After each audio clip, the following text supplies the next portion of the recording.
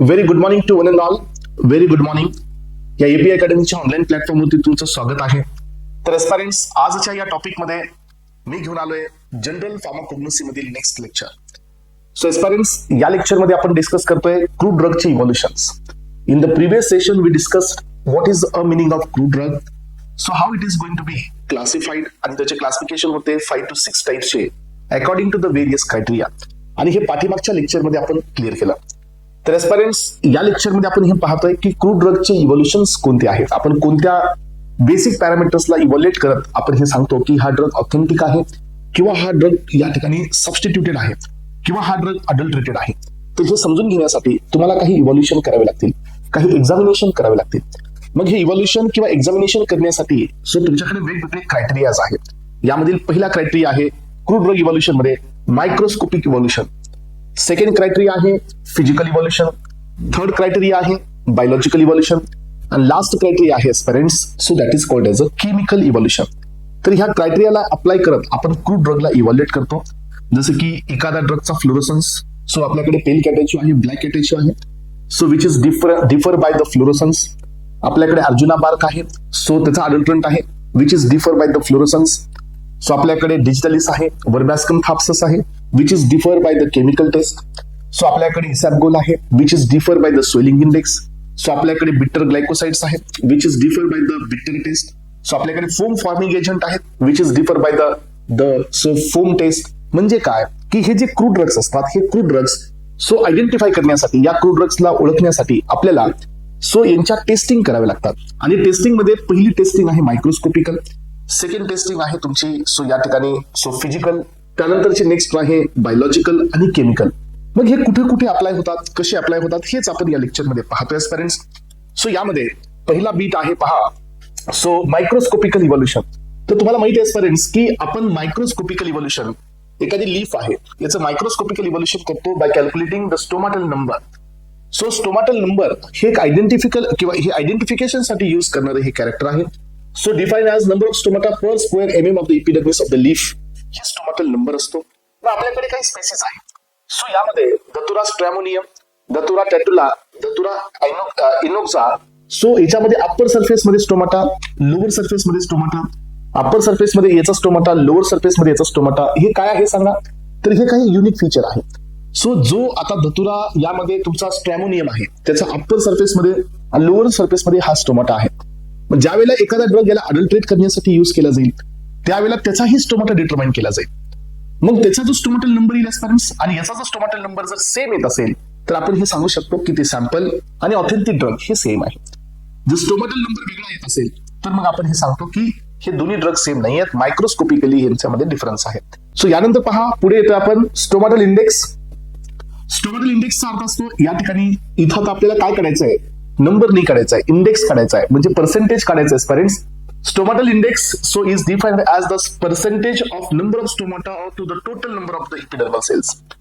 म्हणजे किती number of epidermal cells आहेत आणि त्याच्या कंपॅरेटिव्हली किती नंबर ऑफ स्टोमाटा आहेत. सो इथं पाहू शकता, so stomatal index is equal to E upon E+1 E+ S into 100. E stand for number of stomata per unit area आणि E stand for number of so epidermal cell same unit area. त्याच एरियामध्ये किती epidermal sale आहेत आणि त्याच एरियामध्ये किती stomata आहेत, यांचा जर आपण कंपॅरिझन केलं तर हा तुमचा स्टोमॅटल इंडेक्स होत असतो. सो पेरेंट्स, इथं पाहू शकता की या ठिकाणी आपल्याकडे काही सो एक्झाम्पल्स आहेत, जसे की कॅशिया अंगुस्टिफोलिया, डिजिटलिस पर्पिरिया, सो ॲट्रोपा बेलाडोना, धतुरा स्ट्रॅमोनियम. हे काही स्पेसिस आहेत जे तुमच्या समोर त्यांचा स्टोमॅटल इंडेक्स तुम्हाला दिसतोय. 17 to 19.3, 17.5 to 19.5, 19.5 to 23.9, 24.1 to 26.2. तर रेस्पॉन्स हे करायचं का मग आता. सो जिथं जिथं अडल्ट्रेशन आहेत तिथंच करायचं, अदरवाईज याच्या व्हॅल्यूज नाही करायच्या. जिथं दोन ड्रगला स्टोमॅटल इंडेक्सने डिफर केलं जातं तिथल्याच व्हॅल्यू करायच्या, बाकीच्या व्हॅल्यू करायची गरज नाही. लक्षात घ्या. पुढे येतोय आपण, नेक्स्ट आहे वेन आयसोलेट नंबर. तुम्हाला माहिती आहे की एका सो स्क्वेअर एमएम मध्ये वेन आयसोलेट किती आहेत. सो वेन आयसोलेट म्हणजे काय, सो जे तुम्हाला तिथं ब्रांचेस पाहायला मिळतात, ब्रांचेस मध्ये जे या ठिकाणी सो आपण याला थोडंसं समजून घेण्याचा प्रयत्न करूया. सो वेन आयसोलेट म्हणजे काय असतं. सो एका लीफ मध्ये तुम्ही ज्या वेळेला एका लीफमध्ये तुम्ही ज्या वेळेला मायक्रोस्कोपिक स्ट्रक्चरच्या मध्ये जाता त्यावेळेला सो या लीफच्या मध्ये अशा प्रकारचे भरपूर सारे तुम्हाला वेन्स पाहायला मिळतात. तर हे जे मधला जो गॅप असतो ना, हा this is called as a vein isolate number. आणि जिथं हे संपत आहे हे अशा पद्धतीने, so this is called vein termination number. हे वेन टर्मिनेशन नंबर असतो.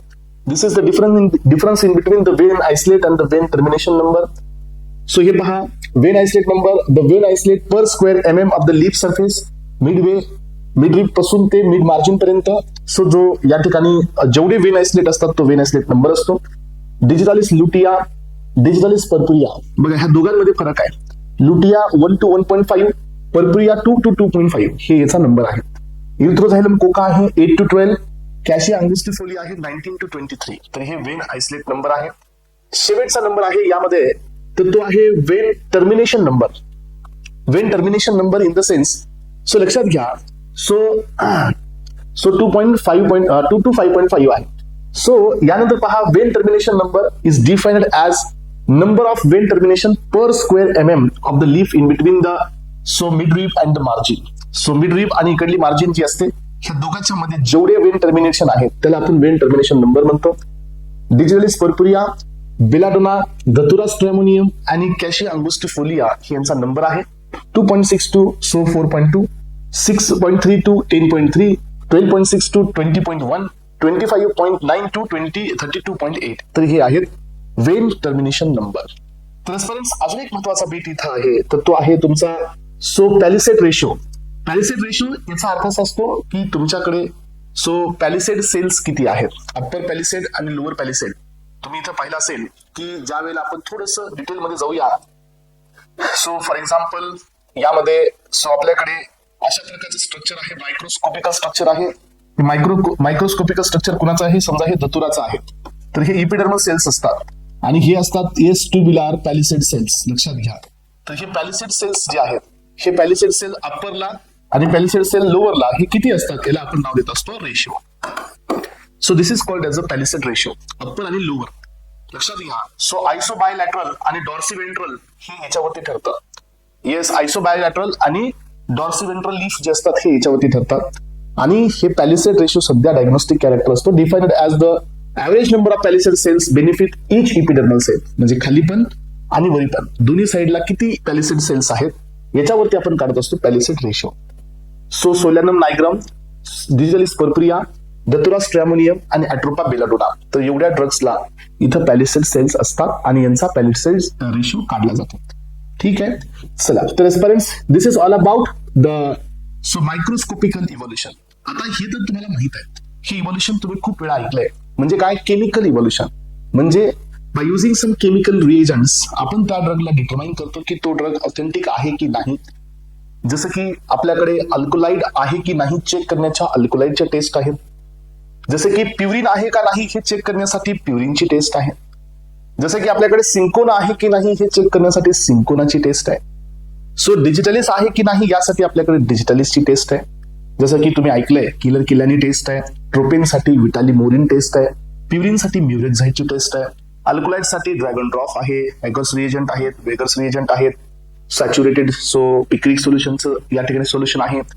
सो जसं की आपल्याकडे फ्लेवनाइडसाठी सिनोडाची टेस्ट आहे. जसं की आपल्याकडे टॅनिनसाठी गोल्ड बिटर टॅनिन टेस्ट आहे.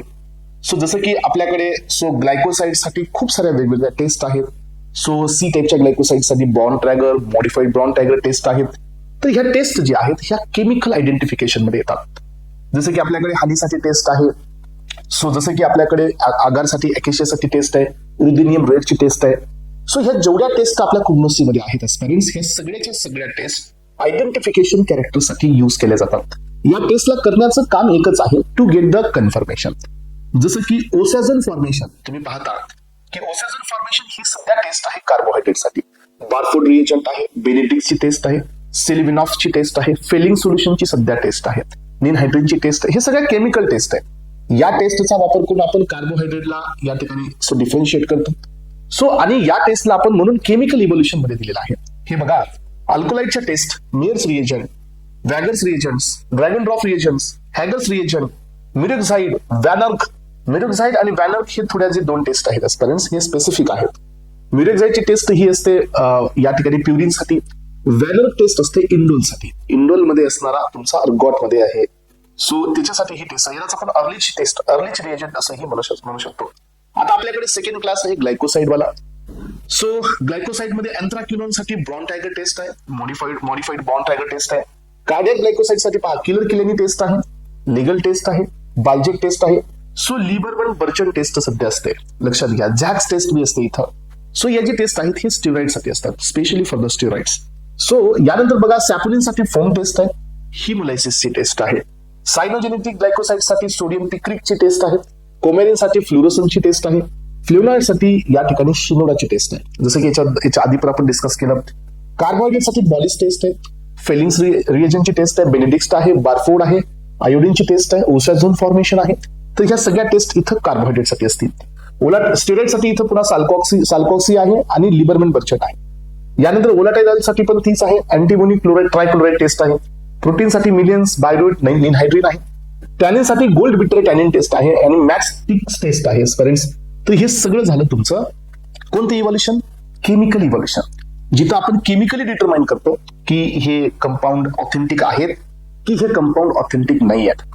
चला तर aspirants, now we are moving towards a next part आणि तो आहे तुमचं बायोलॉजिकल इव्हॉल्युशन. हा, तर आपण काही बायोलॉजिकल इव्हॉल्युशनच्या बेसिसवरती सध्या त्या कंपाऊंडचं आयडेंटिफिकेशन करू शकतो. त्या कंपाऊंडची ऑथेंटिफिकेशन प्रोसेस आपण कम्प्लीट करू शकतो एस्पायरंट्स या फार्माकोग्नोसीमध्ये. मग आता यामध्ये सो बायोलॉजिकल इव्हॉल्युशन मध्ये कोणते कोणते इव्हॉल्युशन आहे, जसे की सो एखादा ड्रग आहे समजा करेल आहे, तर याच्यामध्ये जिम्निमा आहे. सो हे दोन ड्रग आहेत ज्यांना ब्लड शुगर लेवल ही डाऊन करण्याची ऍक्टिव्हिटी आहे, म्हणजे हायपोग्लायसिमिक आहे. जर समजा आपण हे ड्रग दिला आणि हायपोग्लायसिमिक ऍक्टिव्हिटी आपल्याला ऑब्झर्व झालीच नाही, तर याचं इंडिकेशन काय असेल? याचं इंडिकेशन असेल की जो ड्रग आपण घेतलाय तो ड्रग ऑथेंटिक नाही आहे.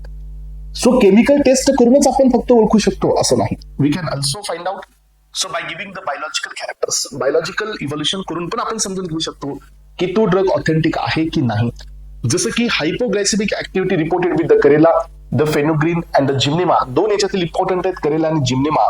सो यांच्या या ऍक्टिव्हिटीवर आपण फाइंड आउट करू शकतो की तो ड्रग ऑथेंटिक आहे की नाही. अँटी अल्सर मध्ये लिकोरिस आहे, हायोसिन आहे, ॲट्रोपिन आहे. यांच्या या ऍक्टिव्हिटीवरती आपण त्यांना ओळखू शकतो. कार्डिओटॉनिक ऍक्टिव्हिटी ही डिजिटलिस्ट सोबत आहे.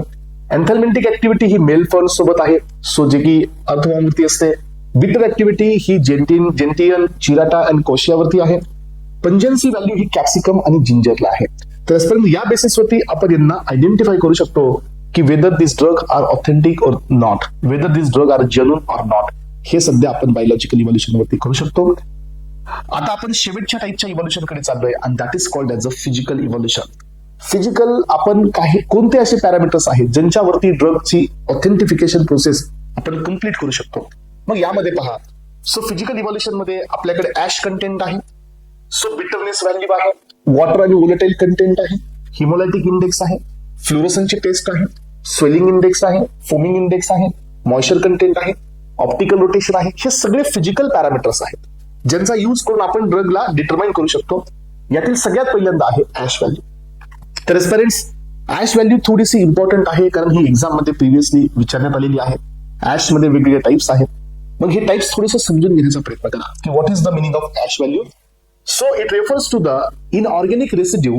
सो जो रेसिड्यू असतो शिल्लक remain after either ignition or the complete oxidation of the organic matter.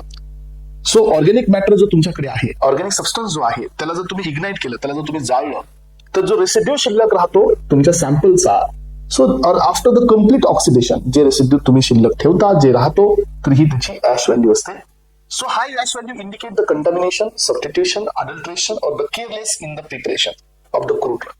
जर ऍश व्हॅल्यू ही तुमची अॅक्युरेट नाही आली, सो दॅट विल इंडिकेट की तुमचा ड्रग हा ऑथेंटिक नाही आहे, किंवा ड्रग हा ऑथेंटिक आहे बट कंटामिनेटेड आहे, ड्रग हा ऑथेंटिक आहे बट इन्फेरियर क्वालिटीचा आहे, केअरलेस पद्धतीने त्याचं प्रिपरेशन, सो कलेक्शन, कल्टिवेशन करण्यात आलेलं आहे. सो ड्रगला या ठिकाणी सो ज्या युनिक प्रॉपर्टीज पाहिजेत ते याच्यात नाही आहेत. आपण ऍश व्हॅल्यू म्हणून हे समजून घेऊ शकतो. समजा माझ्याकडे फक्त एक ड्रग आहे, तर तो ड्रग ची ऍश व्हॅल्यू येईल एक्स, दुसरीकडे माझा ड्रग आणि त्याच्यामध्ये काही अर्थ मॅटर आहे, तर त्याची व्हॅल्यू येणार वाय. ह्या दोघांच्या मध्ये डिफरन्स येणार, तर समजणार की त्याच्यामध्ये ड्रग प्लस अजून काहीतरी आहे जे की कंटामिनेटेड आहे. मग आता या बेसिसवरती आपल्याकडे दोन प्रकारचे ऍश व्हॅल्यू आहेत. यातील पहिली आहे so physiological ash, second one आहे नॉन फिजिओलॉजिकल ऍश, ह्या दोघांच्या मध्ये काय डिफरन्स असतो? फिजिओलॉजिकल ऍश मध्ये पहिली ऍश आहे total ash, yes. Second ash आहे ऍसिड इन्सोल्युबल ऍश, आणि थर्ड ऍश आहे वॉटर सोल्युबल ऍश. अशा 3 ऍश इथं असतात. सो टोटल ऍश मध्ये प्लांट टिश्यूच्या पासून जेवढे तुम्हाला काही गोष्टी मिळतात, which is derived from the plant tissue itself, total ash method is used to measure the total amount of material remain after the ignition. So जेवढं शिल्लक राहिलं हे सगळं कॅल्क्युलेशन करत असाल तर ही टोटल ऍश आहे. ऍसिड इन्सोल्युबल ऍश म्हणजे काय, की जेवढं तुम्ही समजा तुमच्याकडे आता ऍश आलेली आहे, त्या ऍश मध्ये तुम्ही ऍसिड टाकता आणि जेवढं सोल्युबल होईल ते काढून टाका, जेवढं इन्सोल्युबल राहिलं त्याला कॅल्क्युलेट करा. That is what the acid insoluble ash. So acid insoluble ash is a residue obtained after the boiling of this ash, total ash with the dilute HCl, igniting the remaining insoluble matter.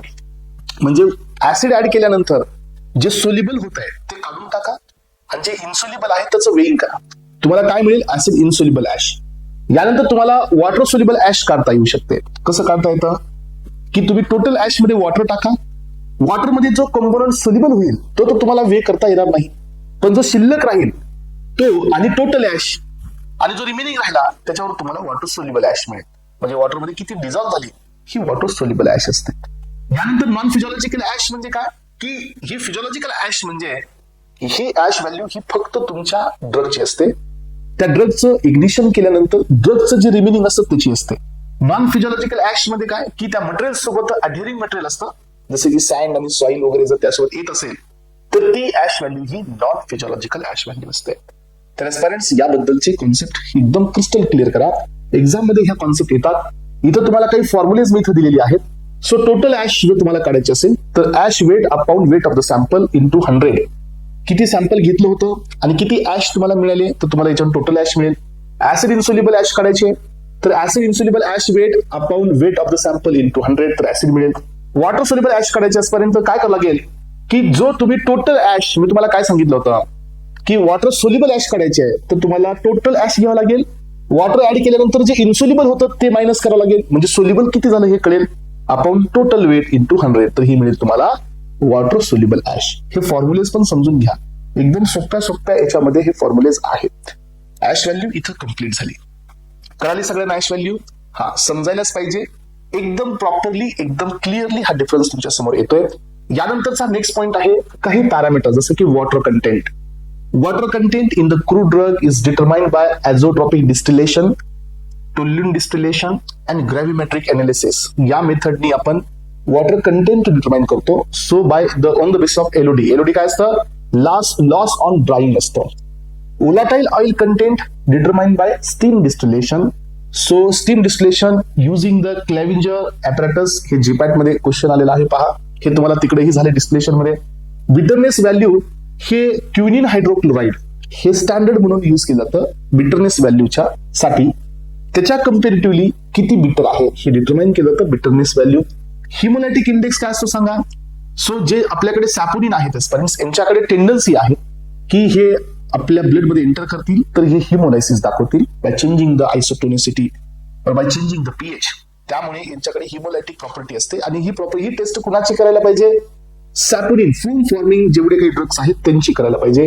हिमोलायसिस, ruptured red blood cells membrane due to almost exclusively due to presence of the crude drug जे की सॅपोनिन आहे.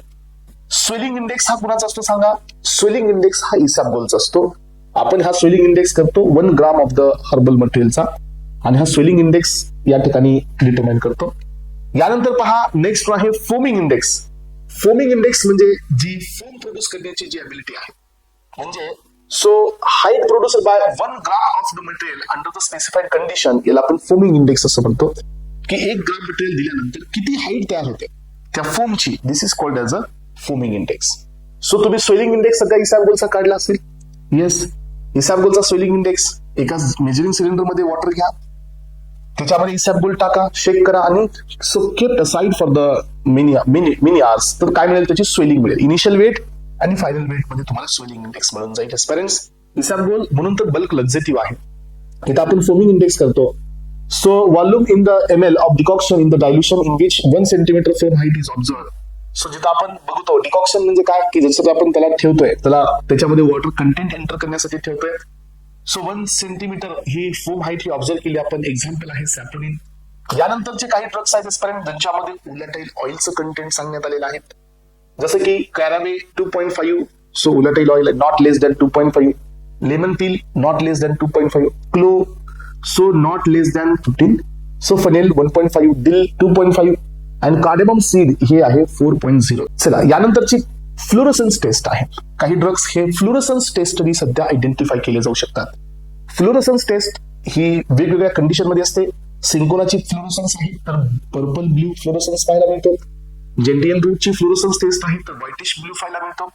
So आयपोनियाचा आहे deep purple violet colour पाहायला मिळतो. कॉशियाचा आहे तर whitish blue. रुबाब, हा आता लक्षात ठेवा, हे रुबाब ओरिजिनल रुबाब एक असतो आणि एक रॅपोनेंटिक रुबाब बी असतो. ह्या दोघांच्या मध्ये फ्लोरोसन्स टेस्ट असते. सो ओरिजिनल अर्जुना एक असतो आणि अर्जुनामध्ये टोमेस्टोसा पण असतो. असे 2 स्पेसिस असतात ज्यांच्यामध्ये फ्लोरोसन्स टेस्ट असते. हे पण आयडेंटिफिकेशन कॅरेक्टर आहे. रुबाबचा व्हायलेट कलर आहे. पॅराचे सॉइल सिसेम ऑइलचा ब्ल्यू फ्लोरोसन्स आहे. इमेटिनचा ऑरेंज आहे. अॅकोनाइटचा लाईट ब्ल्यू आहे. जेंटियनचा सध्या लाईट ब्ल्यू आहे. तर एस्पिरंट्स हे आहेत तुमचे फ्लोरोसन्स. यानंतर आहे तुमचं optical rotation. Optical rotation, so हे जे तुम्ही समजून घेता एस्पिरंट्स, तर हे ऑप्टिकल रोटेशन म्हणजे डिग्री ऑफ द रोटेशन, ज्याच्यामध्ये आपण कॅरावेचं रोटेशन आहे प्लस 75 to 80 डिग्री, कॅस्टर ऑइलचा आहे 3.5 to 6.0, क्लो ऑइलचं ऑप्टिकल रोटेशन आहे सो 0 to -1.5 डिग्री, हनीचं रोटेशन आहे plus 3 to -15 degree to 3 to 15 degree, so plus 3 to 15 degree हे याचं रोटेशन आहे. इक्वॅलिप्टस ऑइलचं रोटेशन आहे 0 to 10 डिग्री आणि चिनोपोडियम ऑइल जे आहे सो -30 to 8 डिग्री. हे ऑप्टिकल रोटेशन्स आहेत. खूप रिअरली क्वेश्चन येऊ शकतो यावरून. सो एखादी वेळ फक्त तुम्हाला माहित असावेत, तुमच्या नोट्समध्ये ह्या गोष्टी असायला पाहिजे, पण आपण हे दिले. चला तर इथं बघा, आता आपण मॉइश्चर कंटेंट बद्दल बोलतोय. मॉइश्चर कंटेंट एकच इम्पॉर्टंट आहे, that is digital is not more than 5% weight by weight. Ergot मध्ये not more than 8% weight by weight. Aloe मध्ये not more than 10% weight by weight. Tragacanth मध्ये not more than 15% weight by weight. तर aspirants हे आहेत तुमचे. So कोणते fundamentals, तर हे आहेत तुमचे या ठिकाणी. सो मॉइश्चर कंटेंटचे fundamentals. Now in the next beat. So आपण इथं पाहतोय आता याच्या स्टोरेज कंडिशन. कॅस्करा हा जो आहे सगळा, सो याला 1 year साठी स्टोअर करायचंय before use. Digitalis belladonna hyoscyamus stramonium हे ड्राय प्लेस मध्ये प्रिझर्व करायचे एअर टाईट कंटेनर मध्ये to prevent the enzymatic degradation. Cod liver oil हे प्रोटेक्ट करायचं लाईट पासून, प्रिव्हेंट करायचं decomposition of the vitamin A, आणि कॉफीला प्रोटेक्ट करायचं हीट पासून. सो ओव्हर हिटिंग होत असेल तर कॉफी ही त्याची पॅरामीटर्सला लॉस्ट करते. तर एस्पिरंट्स क्रूड ड्रगचे इव्हॉल्युशन्स इथपर्यंत एंड झालेले आहेत. आतापर्यंत आपण 4 डिफरंट प्रॉपर्टीजचा यूज करत, 4 डिफरंट पॅरामीटरचा यूज करत क्रूड ड्रगचे इव्हॉल्युशन्स केले. लास्ट लेक्चरमध्ये what is the meaning of crude drugs आणि how it has been classified हे आपण पाहिलं. इथपर्यंत क्रूड ड्रग रिलेटेडच्या सगळ्या गोष्टी क्लिअर झाल्या. कोग्नोसीचा, जनरल फार्माकोग्नोसीचा हा खूप इम्पॉर्टंट पार्ट होता एस्पिरंट्स.